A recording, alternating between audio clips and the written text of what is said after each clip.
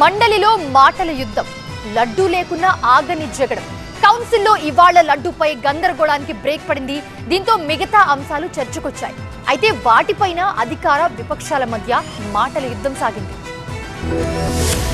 శాసన మండలిలో ఇవాళ లడ్డూ వివాదంపై గందరగోళం తలెత్తకపోవడంతో అనేక అంశాలపై చర్చ జరిగింది. క్రమంలో పలుసార్లు అధికార విపక్షాల మధ్య వాదోపవాదాలు జరిగాయి. భోగాపురం ఎయిర్పోర్ట్ విషయంలో వైసీపీ వర్సెస్ కూటమి అన్నట్టుగా మండలిలో కాసేపు మాటల యుద్ధం సాగింది.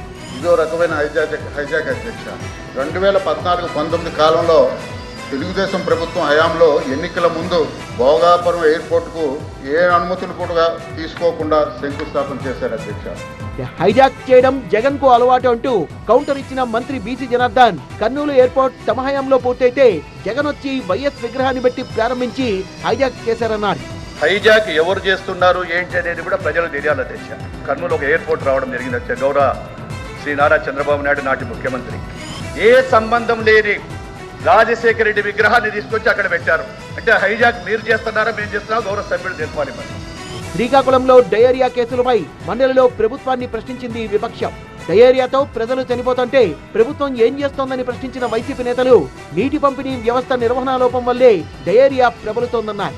ఎప్పుడు డయేరియా కేసులు వచ్చినా ప్రభుత్వం చెప్పే మాట ఏంటంటే మేము చర్యలు తీసుకుంటున్నాం, లేకపోతే చనిపోయిన వాళ్ళకి ఎక్స్‌గ్రేషియా ఇస్తున్నాం, లేకపోతే అధికారులు ఆదేశించాం అని చెప్పడమే తప్ప అధ్యక్ష ముందస్తు చర్యలు లేవు అధ్యక్ష.